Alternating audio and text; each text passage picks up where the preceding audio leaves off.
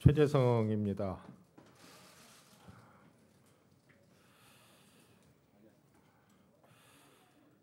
이기는 당대표, 시스템 당대표가 되겠습니다. 준비된 혁신, 실력의 최재성이 강하고 안정된 민주당을 만들겠습니다. 사랑하고 존경하는 국민 여러분, 당원 동지 여러분, 저는 오늘 더불어민주당 당대표 선거에 출마하기 위해 이 자리에 섰습니다. 민주당이 국회의원 재보궐선거와 지방선거에서 국민 여러분들의 압도적 지지를 받았지만 승리의 기쁨보다 등골 서늘한 두려움이 앞섭니다. 문재인 대통령의 말씀처럼 국민의 지지에 답하지 못하면 금세 실망으로 바뀌기 때문입니다. 이제 민주당은 실력을 보여줘야 합니다. 성과를 내야 합니다. 사랑하는 당원 동지 여러분, 국민 여러분, 민주당은 혁신하면 성공하고 멈춰서면 실패한 경험을 가지고 있습니다. 어려움 속에서도 준비하고 혁신하면 승리했고, 어려움 자체에 빠져서 준비도 혁신도 못했던 시기에는 실패했습니다. 김대중 대통령은 젊은 피 수혈과 제야와의 통합이라는 혁신을 통해 첫 수평적 정권 교체를 이뤄냈습니다. 2002년 김대중 정권 말기 정권 재창출은 꿈도 꾸지 못하던 절망의 순간에도 민주당은 국민 참여 경선이라는 혁신으로 노무현의 기적을 만들어냈습니다. 당선 가능성이 높지 않았던 노무현 후보를 대통령 후보로 만들어서 정권 재창출에 성공한 것입니다.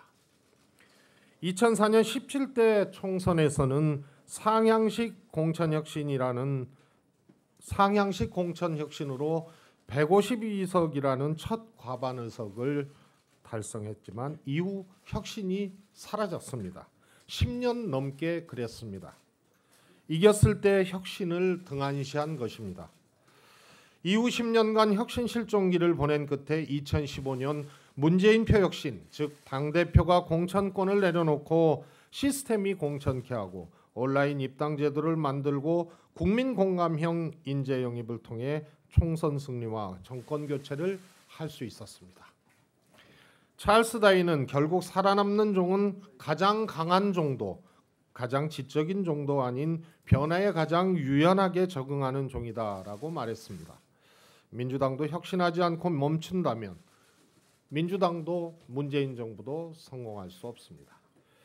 존경하는 국민 여러분, 당원 동지 여러분, 지금부터 2020년 총선 때까지 당권을 잡은 자와 세력은 전략공천과 단수공천을 고민하고 당권을 잡지 못한 사람들은 공천 배제를 걱정하는 일이 벌어질 수 있습니다. 그간 민주당은 총선을 앞두고 분당되거나 심하게 흔들리거나 둘 중에 하나였습니다.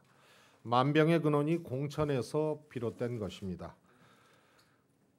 그러나 총선을 치르는 전당대회가 공천 유불리에 대한 선택이 되어서는 안 됩니다. 유일한 해법은 불가역적 공천 시스템을 구축하는 것입니다.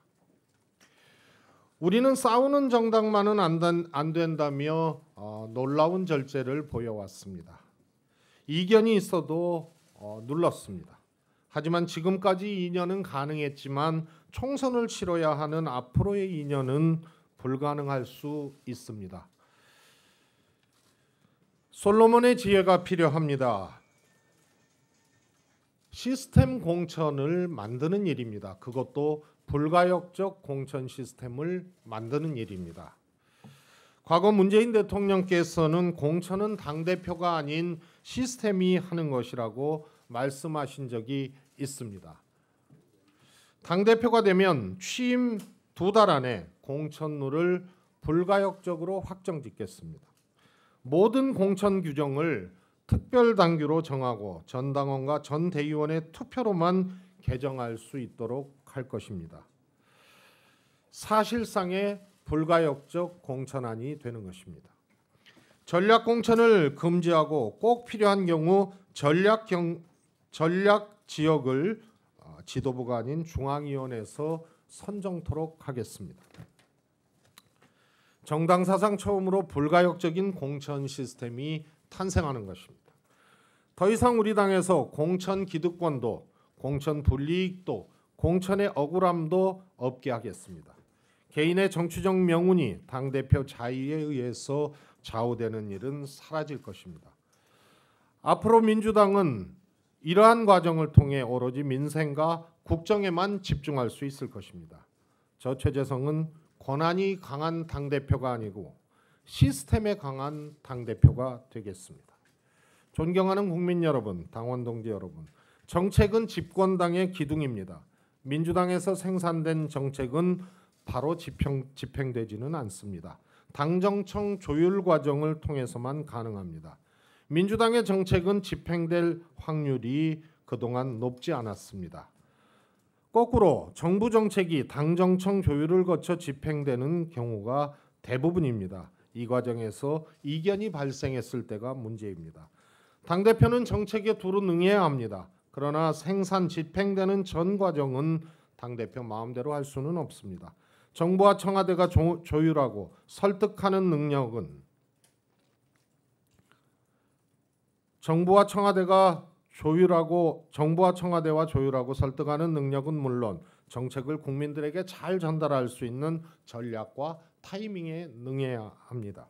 최재성은 정책 전략 전문가입니다. 지난 대선 때 문재인 후보가 사람 중심 경제 정책을 만드는데 외부에서 영입된 경제 전문가와 함께 참여했습니다. 사람 중심 경제는 집권 후에 올 경제적 어려움을 예측하고 재정 확대를 통해 일자리를 만들고 위기를 극복하는 정책입니다. 제 역할은 검증과 정책 디자인 그리고 이견을 조율하는 것이었습니다. 현재 우리 경제는 과감한 재정 확대 전략이 필요합니다. 민주당의 재정 전략은 4대강 토목과 같은 자유한국당의 방식과는 물론 달라야 합니다. 중장기적으로 금융개혁, 합리적 규제개혁, 산업구조의 개편으로 성장 동력을 확보하는 일, 이 세 가지를 준비하고 나아가야 합니다. 국민연금을 통한 임대, 청년주택 공급을 확대하고 4차 산업에 맞는 국민교육에 투자하고 직업이동을 안내하고 직무훈련에 과감하게 투자하는 것으로 전환해야 합니다. 아울러 문재인 대통령의 경제통일론 입안에 참여한 사람으로서 한반도 평화시대를 통해 한국 경제가 제2의 도약기를 만들 수 있도록 선도하겠습니다. 사랑하는 국민 여러분, 당원 동지 여러분, 지금 민주당은 새로운 질서의 구축을 요구받고 있습니다. 2004년 열린우리당 이후 한 번도 성공하지 못한 세대 이월을 이번에 해야 합니다. 젊고 능력 있는 세대로 교체돼야 합니다. 젊고 능력 있는 리더십을 구축해야 합니다. 민주당은 더 이상 계파에 갇혀 있어서도 안 됩니다. 저는 지난 총선 불출마와 대선 승리 후 백의종군으로 문재인 당대표, 문재인 대통령과 함께했지만 정치그룹 활동은 하지 않았습니다. 따라서 민주당 내 신질서를 구축하는 데 걸림돌이 전혀 없는 사람입니다. 더 이상 단 한 명의 정치인도 단 한 명의 당원도 외롭게 두지 않겠습니다.